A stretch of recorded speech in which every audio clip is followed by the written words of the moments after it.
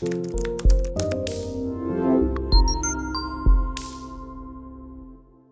आज का हमारा टॉपिक है ट्राइजेमिनल न्यूरैल्जिया। तो एक कंडीशन है ट्राइजेमिनल न्यूरैल्जिया जिसमें जो है रिकरेंट एपिसोड्स होते हैं फेशियल पेन के, और जो ये है यूनिलेटरल होता है बेसिकली।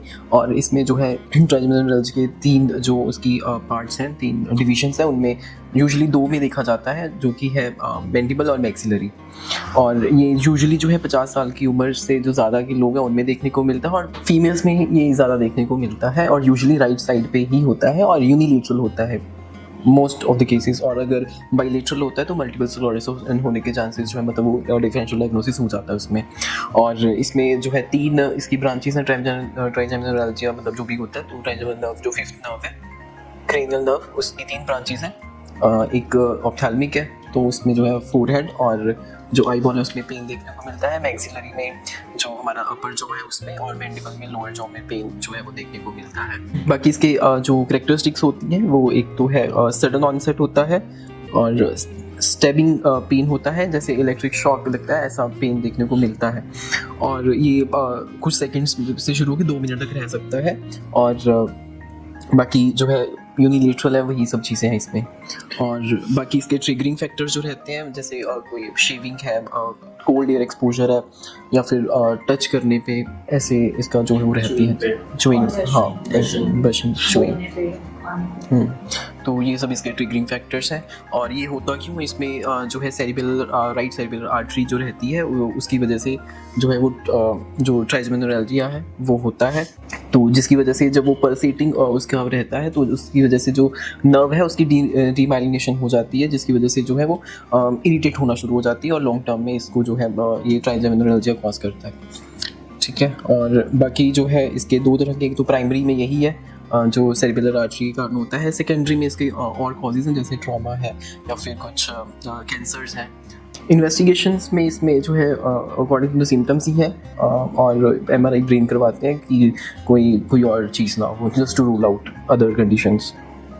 बाकी साइड डिसीज भी बोलते हैं कि उसमें बहुत ज़्यादा पेन होता है, मतलब रिकरेंट होता रहता है, किसी ना किसी कोई ना कोई छोटा सा भी ट्रिगरिंग फैक्टर होता है, उससे बहुत सीवियर पेन होता है काफ़ी पेशेंट्स में, वो टॉलरेट नहीं करता। और बाकी मेडिसिन में इसमें यूजुअली कार्बामाज़ेपिन जो है वो देती है। बाकी सर्जिकल इसको मैनेज करते हैं रेडियो फ्रीक्वेंसी एब्लेशन के साथ, और डिकम्प्रेशन डिकम्प्रेशन के साथ करते हैं। बाकी कॉम्प्लिकेशंस में है इसके डिप्रेशन में चला जाता है इंसान, और वेट लॉस होता है क्योंकि खा नहीं सकता, पूरा हाइजीन हो जाता है क्योंकि ब्रश नहीं कर पाता, और ड्रग के साइड इफ़ेक्ट्स जो रहते हैं वो तो हैं ही हैं। बाकी पोस्ट जो सर्जरी है उसमें नमनेस देखने को मिलती है, patient can not feel things. काफ़ी पेशेंट्स ये भी बोलते हैं कि जैसे कुछ ना कुछ उनका डेंटल इशू होता है, रूट कैनाल में कराते हैं, उसके बाद ये प्रॉब्लम होता है। मोस्टली सर्जरी भी एक मेजर कॉज है इसका, कि ट्राइजेमिनल नर्व का जो डिस्टर्बेंसेस क्रिएट होते हैं ड्यूरिंग द सर्जरी, से कुछ भी इसके कोर्स में, that is one of the major cause trigeminal neuralgia की। एंड मोस्ट ऑफ द जो डेंटल सर्जरी से डेंटल प्रोसीजर्स इन्वॉल्व होते हैं उसमें होता है। बाकी आयुर्वेद में इसको जो है शिरोरोग अनंत बात के साथ कोरिलेट करते हैं, जिसमें ये मतलब त्रिदोषज भी आती है, लेकिन इसमें बात जो है वो काफ़ी ज़्यादा रहता है, प्रेडोमिनेंट रहता है, और जिसकी वजह से जो ये इलेक्ट्रिक्स जैसे शॉक लगता है, ऐसा पेन और थ्रोबिंग पेन, मतलब काफ़ी पेशेंट को जो है परेशानी होती है इससे। और इसके मैनेजमेंट में वात को जो है शांत करना है, वात को कम करना है, तो उसके लिए बल्ले औषधियाँ देनी है। घृतपान काफ़ी अच्छा है इसमें।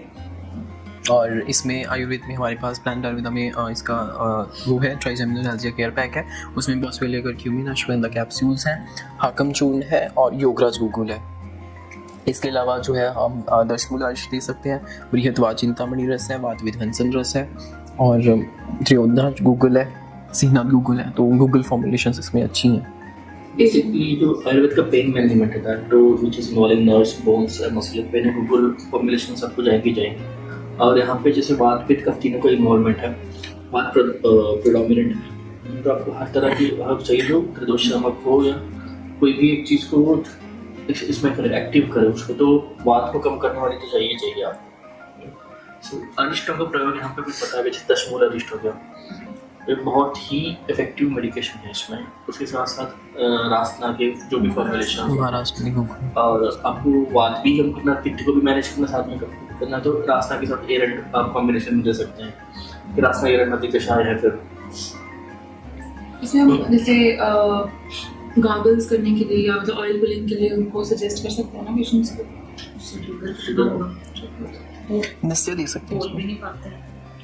और जैसे जैसे थोड़ा सा पाचन हो रही शुरू हो जाएगा उसके बाद आप इमीडिएटली उसमें मल्य औषधि देनी पड़ जाती है, तो उस टाइम पे गोबर अश्वगंधा अरिष्टम बला अरिष्टोगेन इसका प्रयोग करते हैं।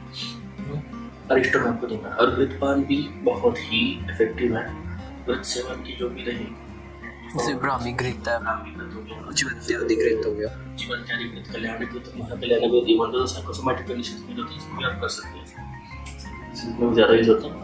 कल्याणकृत is proven to be effective in managing this condition. इसके साथ साथ आपकी रस औषधियाँ दे आर वेरी हेल्पफुल और काफ़ी पेनिट्रेटिंग और पोटेंट होती हैं। तो वाचिंतामणि रस हो गया, विधानसन रस हो गया, एकांगवीर रस हो गया, वात कुलांतक रस, और योगेंद्र रस इवन दिन का एक डोज पे काफ़ी हेल्पफुल रहता है इसमें। बाकी ग्रेथ में इंदुकांतम ग्रेथ का बहुत अच्छा रिजल्ट्स हैं पेन मैनेजमेंट है ना।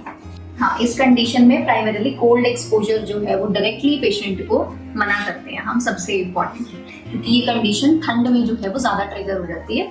तो डायरेक्टली हवा, एसी की, कूलर की, है ना, या पंखे की इवन भी, उससे भी जो है वो ट्रिगर हो जाता है, ठीक है। और पेशेंट को थोड़ा सेमी सॉलिड डाइट देते हैं ताकि उसको ज़्यादा च्यू ना करना पड़े और वो थोड़ा लिक्विड या ऐसी सेमी सॉलिड डाइट ले ताकि उसके लिए ईजी हो। और थोड़े वार्म फूड, सूप्स हो गए या चिकन सूप हो गया, वैसी चीज़ें आप, वेजिटेबल सूप हो गया, वो रिकमेंड कर सकते हो जो कि वार्म हो। एंड हॉट वाटर कंप्रेशन भी बहुत अच्छा इसमें इफेक्टिव होता है मेडिसिन के साथ साथ, क्योंकि इसके जो पेशेंट्स हैं वो आपको अनबियरेबल पेन जो है वो कंप्लेंट करेंगे। प्राइमरी सबसे इम्पॉर्टेंट जो उसका वो होता है कि उनसे बर्दाश्त नहीं होती है पेन, वैसा दर्द होता है। और ऐसा नहीं है कि वो इंटरवल्स पे आती है, वो कंटिन्यूसली वो पेन जो है वो होता रहता है पेशेंट में। तो इसलिए उसके लिए आप हॉट वाटर कंप्रेशन, कि उनके फेस को कवर करके रखो, या ठंड है तो ठंड में अपने फेस को जो है वो आप कवर करिए, डायरेक्टली ऐसे बाहर नहीं जाओ, तो उससे भी उनको काफ़ी ज़्यादा रिलीफ जो है वो पेशेंट को मिलता है। नहीं तो उनको बहुत स्ट्रॉन्ग पेन किलर्स जो है वो लेनी पड़ती हैं, फिर भी उनका पेन जो है वो सबसाइड नहीं होता। डाइट में वातवर्धक जो भी रस हैं, पंजेंट, बिटर, एस्ट्रिंजेंट, वो नहीं लेने हैं क्योंकि वात का इन्वॉल्वमेंट है ना।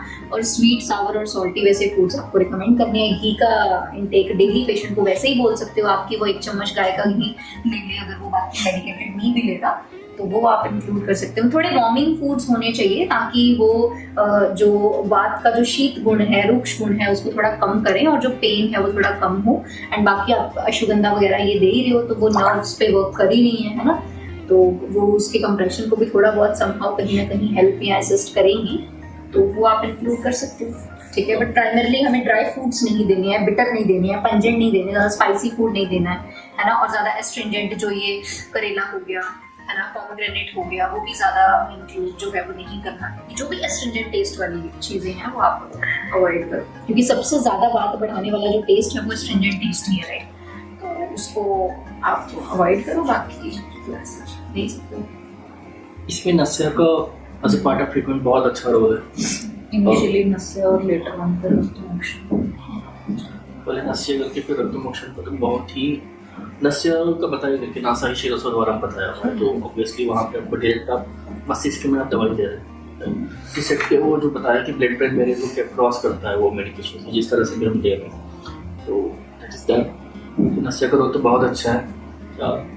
मर्ज आपको नहीं हो रहा, पेशेंट वैसे रेगुलर भी नहीं, उसको as a part of treatment करना पड़ा, तो आप डेली का 2 ड्रॉप्स तो दे सकते हैं, तो रेगुलर वाला हम नस्य करते हैं। और कोई घी, मेडिकेटेड घी हो अगर उसका नस्य नहीं तो वो ज़्यादा इफेक्टिव होगा, ठीक है। और बाकी आप लघु सूत शेखर रस का नस्य भी जो है वो दे सकते हो, वो पित्त और वात दोनों को कम करेगा एंड वो भी काफ़ी इफेक्टिव है। मतलब वो तो माइग्रेन की कंडीशंस में भी आप दे सकते हो, तो पेन को मैनेज करने के लिए वो काफ़ी वो है।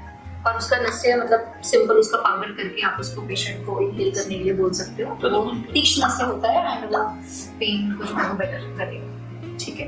www.planetayurveda.com पर जाएं और वहाँ पे हमारे जो कंसल्टेंट्स हैं पूरे वर्ल्ड से हमारे पास पेशेंट्स जो है कंसल्ट करते हैं आयुर्वेद के रिलेटेड। हमारे MD आयुर्वेदा डॉक्टर्स हैं जो कि व्हाट्सएप वीडियो कंसल्टेशन के थ्रू आपको कंसल्टेशन देते हैं और आप ऑनलाइन अपॉइंटमेंट बुक कर सकते हैं और अपने जो फ्रेंड्स हैं, जो फैमिली के लोग हैं, उनको आप बता सकते हैं। लिवर, किडनी, लंग्स, स्किन, दिल, पेट, घुटने, सिर, पैर या बॉडी के किसी भी पार्ट से जुड़ी हो कोई भी समस्या, अभी कॉल या व्हाट्सएप करें और घर बैठे समाधान पाएं 6209123456 पर।